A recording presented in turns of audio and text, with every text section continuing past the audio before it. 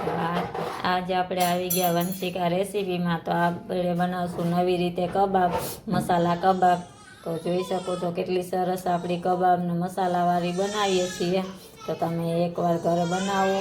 આપણે વિડીયો ચાલુ કરશું બનાવવાનું કે કેટલી સરસ આપણી કબાબ મસાલા છે. આપણે આવી ગયા વંશિકા રેસીપીમાં. તો આજ બાજરાના લોટની કબાબ બનાવીશું નવી રીતે. તો આપણે લઈ લીધી છે મેથી ધોઈને વાઢી. તો ડુંગળી 2 લીધી છે, ધાણા ભાજી, મરચાં, ટમેટા, આદુ લસણનું પેસ્ટ ને આપણે ધાણા ને જીરું. તો આપણે નાખીશું એમાં મસાલો બધો. તો આપણે નાખી દઉં મેથી, તો આપણે નાખી દઉં ટમેટા, તો નાખી દઈએ કોથમીર. બધા મસાલા આપણે મિક્સ કરી નાખીએ. તો આપણે ધાણા થોડા ખાંડીને લઈ લીધા છે ને જીરું. તો હવે આપણે બાજરાનો લોટ નાખીશું. તો થોડો થોડો કરીને નાખીશું એટલે આપણે મિક્સ કરીશું. અને આપણે એક લીંબુનું રસ અડધું ફાડું લઈ લીધું છે. તો સ્વાદ પ્રમાણે મીઠું નાખીશું. તો નાખશું મસાલા. તો આપણે ધાણા જીરું 2 ચમચી નાખીશું. હળદર 1 મોટી ચમચી નાખીશું. દરેલો મસાલો, તો થોડીક ચટણી 1 ચમચી. તો આ બધું આપણે મિક્સ કરી લઈએ. તો આપણે થોડુંક પાણી નાખીશું, અડધી વાટકી જેટલું, નાની વાટકી જેટલું. તો આપણે આને મિક્સ કરી લઈએ. તો આપણે લોટને મિક્સ કરી લીધો છે.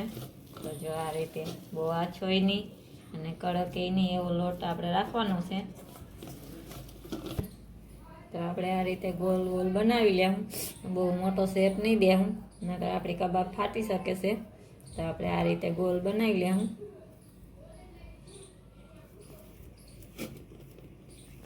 તો તેલ આપણે પહેલાં જ મૂકી દીધું છે. તો ગરમ થઈ ગયું છે. તો આપણે નાખવામાં ફ્રાય કરવાનું.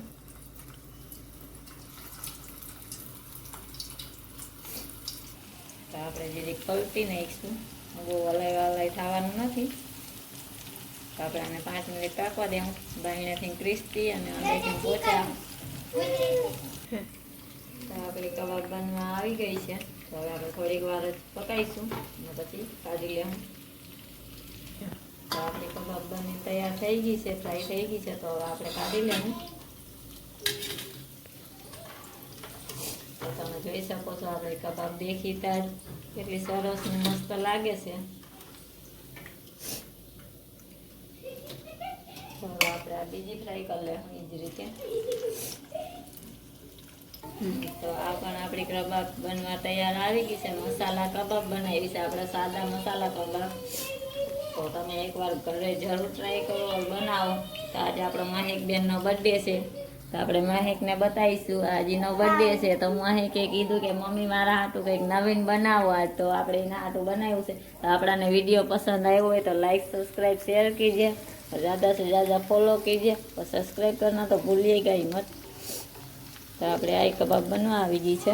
તો થોડીક વાર ક્રિસ્પી થાય ત્યાં લગીને ટ્રાય કરીશું. તો આપણી કબાબ બનીને તૈયાર થઈ ગઈ છે. તો આપણે જો કેટલી આપણે ફાઈટી નથી કે કેટલી સરસ બનીને તૈયાર થઈ ગઈ છે.